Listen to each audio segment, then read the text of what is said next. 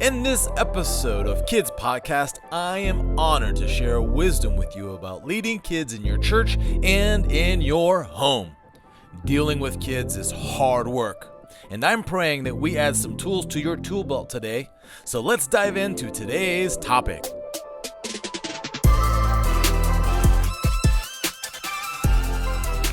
Welcome to another episode of Kids Podcast, where today we're talking about grieving children. That's right, grieving children. As in someone has passed away and these kids love them and now they're sad. How do we provide a little extra love to their loss?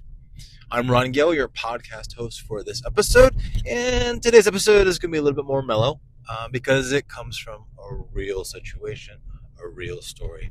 And this is Kids Podcast, and we're all about leading kids and their leaders into an overflowing life with Jesus. So here is the rub.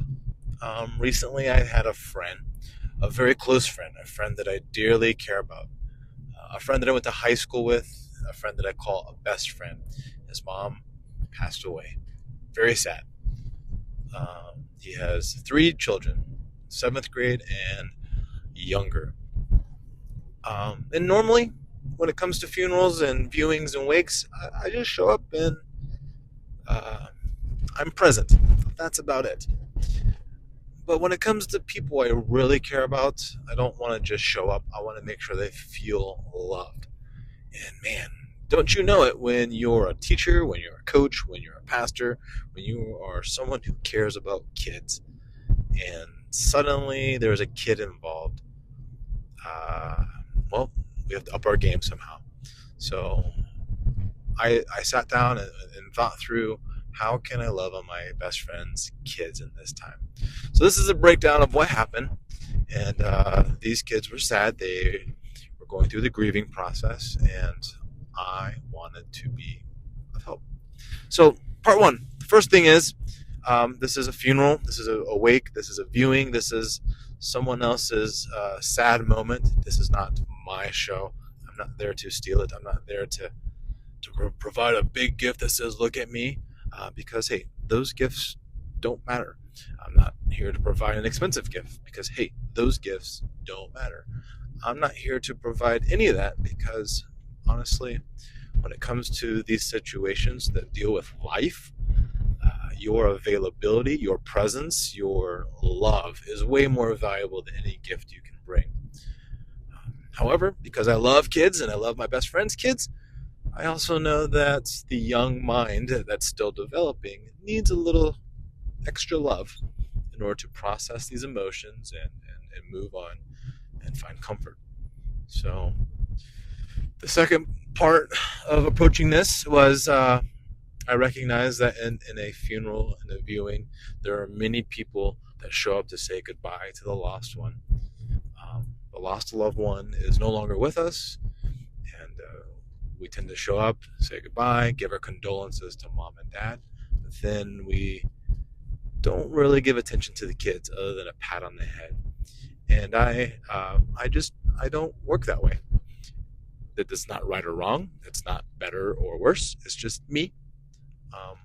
That's not what I wanted for this relationship. My best friend is dealing with loss, and his kids are dealing with loss. So my approach to this was, 1, this is not my shindig, but 2, how can I love on you? And what I ultimately wanted was these kids to look back and say, hey, my dad's friend saw me.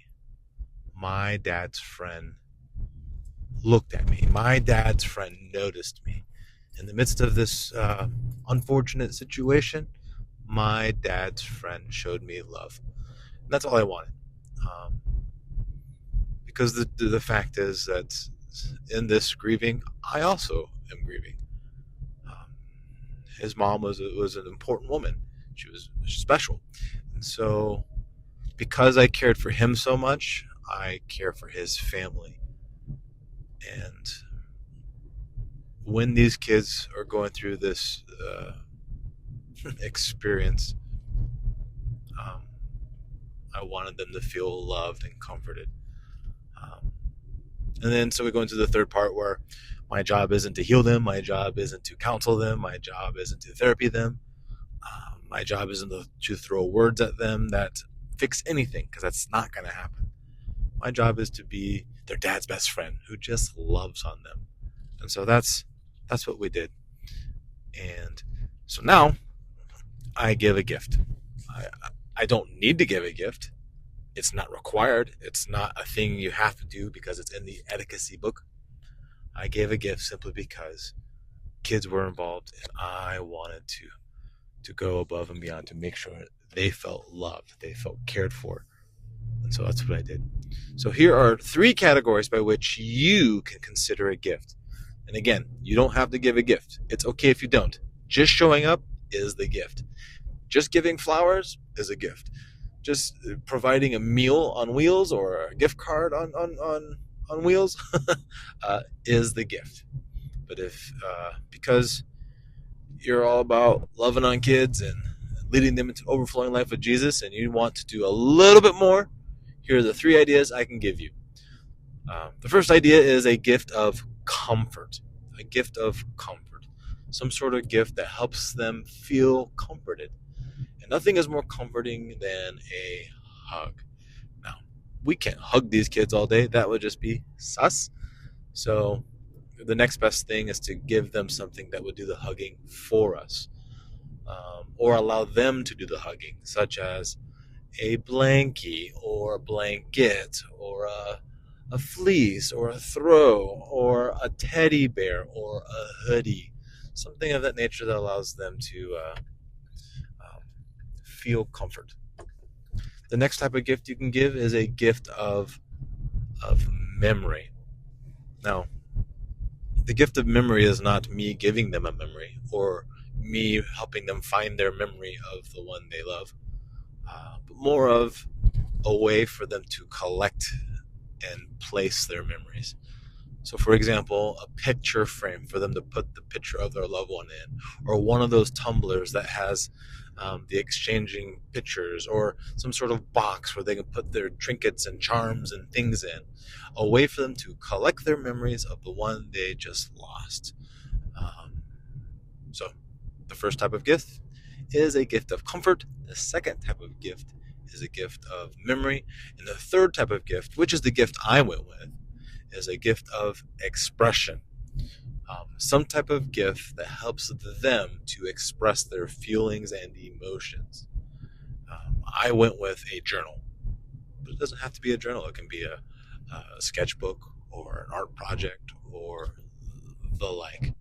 Some way that allows them to express what's going on in their heart.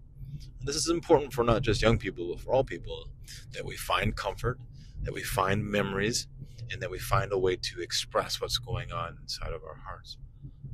And so, again, when it comes to the etiquette of funerals and viewings and whatnot, you don't have to give a gift.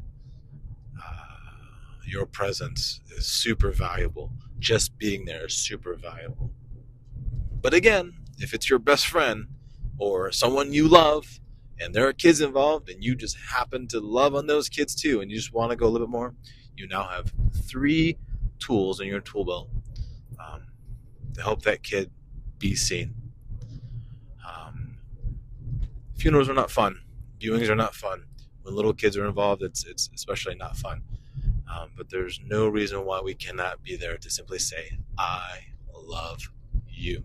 If you've got questions on how to handle this in a particular situation, I'd be happy to talk it through.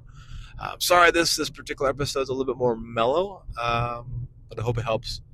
I hope it helps you the next time you're at a funeral. Until next time, everybody say bye, Pastor Ron. Thank you for listening.